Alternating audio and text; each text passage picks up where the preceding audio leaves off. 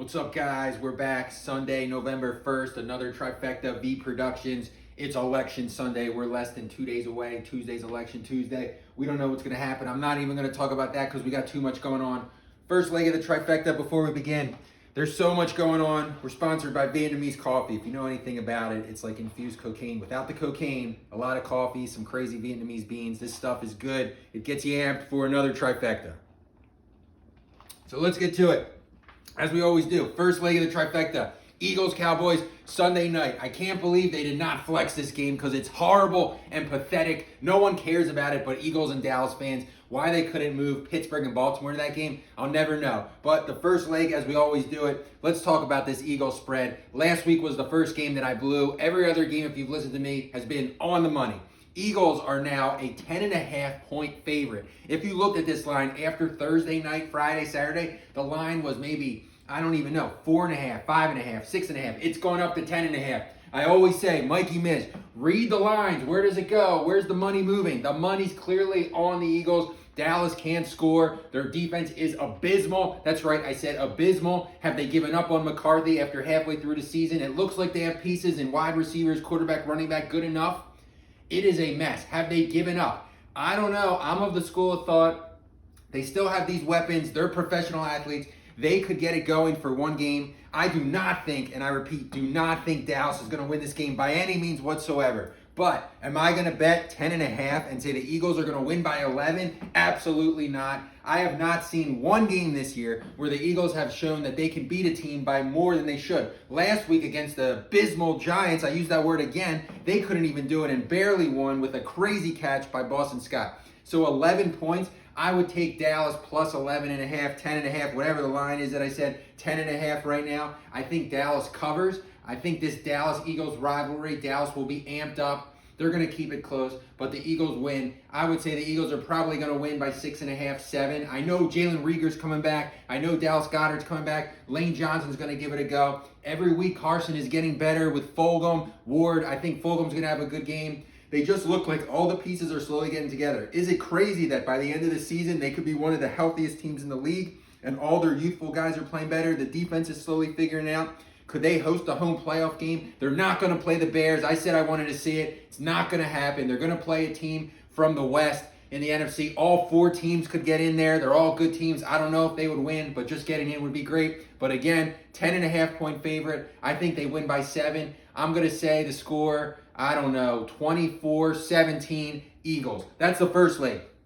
Second leg of the Trifecta, we always talk about parlays, the biggest sucker betting, gambling, DraftKings style. You know my style. I love a good parlay this time of year. So let's get to it. If I'm looking at the games, guys, what am I talking about? Let's go to Tennessee against Cincinnati Bengals in Cincinnati. The line is 7. That line originally opened up at the beginning of last week at 3.5, 4 points. What does that tell me? That line has moved. All the money's on Tennessee. Tennessee's offense with Tannehill and Derrick Henry is insane. The production they put up over 2 seasons combined, over a 16-game stretch, is like record-setting.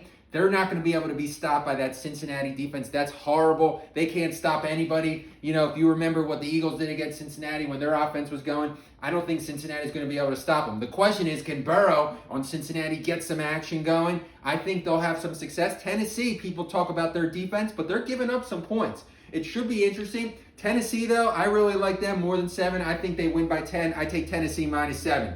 Here's a funny words of wisdom for gambling, guys. Colts and Lions in Detroit. Indianapolis is a minus 3. They're a 3-point favorite on the road. A wise man once said, home dome dog.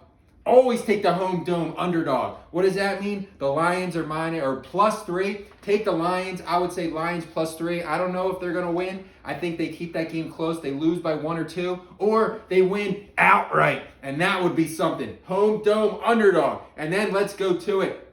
Chargers, Broncos in the Denver area. Chargers are on the road. They're minus 3. They're a 3-point favorite. Justin Herbert, he comes into the starting lineup a couple weeks ago, beginning of the season, because of crazy stuff with Tyrone, whatever his name is. He don't care. He's a forgotten man now. Justin Herbert is the man. I liked him from Oregon. He's got the body. He's got the intangibles. Every week he's getting better. I think they're going to put up a lot of points on the Broncos. Broncos don't have enough horses, no pun intended, to keep up. Take the Chargers minus 3. So if you're doing your 3-leg parlay, as I said before, take the Titans minus 7. Take the Lions +3. Maybe they win outright. And then take the good old Chargers -3 on the road. Bonus coverage before we get to the third leg of the trifecta. Another game that I like, but I'm afraid to touch, I'll tell you. 49ers Seahawks. Seahawks are 2.5-point favorite. That line was 4 points. It's going down. As Mikey Miss says, follow the wave, follow the wave. San Francisco, they know what they're doing. They looked horrible. I don't know how the heck the Eagles beat them a month ago. They were more injured than the Eagles, and the Eagles did it. It makes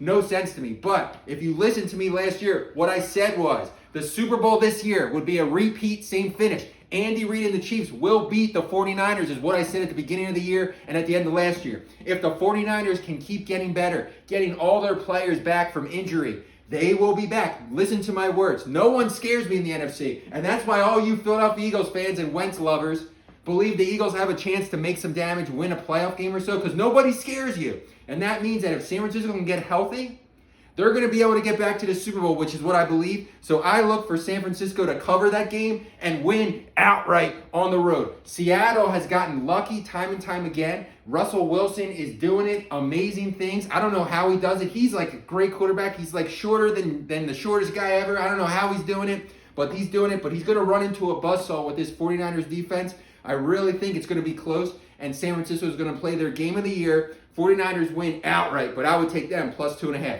Third leg of the trifecta, guys. We got to talk about NBA. Oh, man, I love the Sixers. If you could have told me right after that 4-game sweep against the Celtics, which feels like ages ago, that you were going to get Doc Rivers, who was making it another round in the playoffs as your head coach, and you were going to get Daryl Morey, who was getting to the second round in the playoffs, the GM of the Houston Rockets, I would be like, all is forgotten. Let's get it going now, and I don't even care about the NBA playoffs. Those two guys, a mastermind, and guys want to play for them and come here. I love what they're doing. It's a recipe for success. It was the best available guys. The Sixers ownership is showing they want to spend. They want to spend money, and it takes money to make money, so I like what I see. But what does that mean? Everybody on the table, I know after the season ended, Elton Brand said to Ben Simmons and Embiid, you're both going to be here, which I kind of believe for one more year with the coach. Daryl Morey comes in now. Everybody is available. Nobody's safe anymore, Embiid or Simmons. But what does that mean? Daryl Morey, if you follow his track record wherever he's been, Houston, the guy loves nothing but shooters and more shooters. And what does that mean? Embiid, for a big guy, can shoot the three. Some say last year he was our best three-point shooter, which is crazy to sound, but it's true. He's got good form. And what does Ben Simmons not do? He doesn't shoot the three. He doesn't even shoot a mid-range jumper. If I were Ben Simmons, I would be pretty nervous, or maybe he doesn't care, that I think Morey might be trying to get rid of him. Now, maybe Morey's thinking, all the intangibles, he can find a way to get it going. It would not surprise me if he's looking for a way to pair Embiid with another superstar. If you're able to get rid of Simmons and get rid of Horford, I think with Tobias, and he can shoot with Doc Rivers, maybe we keep Tobias now for that bad contract. You pair Ben Simmons, Horford, and maybe Josh Richardson.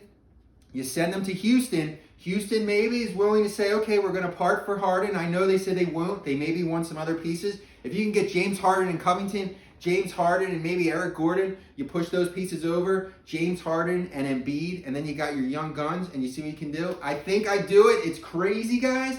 Ben Simmons, you lose that tremendous defense, but he can't shoot. You have about another 3 to 4 years to see what these two superstars can do together. I'm convinced Ben is not going to shoot. If you can find a way to use his best skills to maybe keep it going, I would do it. Otherwise, I don't know. But if you hold a gun to my head and say Ben Simmons for James Harden right now, what do I do? What do I do? I do the deal. You get it done. Harden's the best scorer in the NBA. Embiid's the best big man. You pair them together. You let it run through. They'll find ways to get shooters and defense. I like what it is. It probably won't happen, but it's always fun to talk about. Sunday, November 1st, Week 8 NFL. We'll see what happens. V Productions, we're out of here, guys.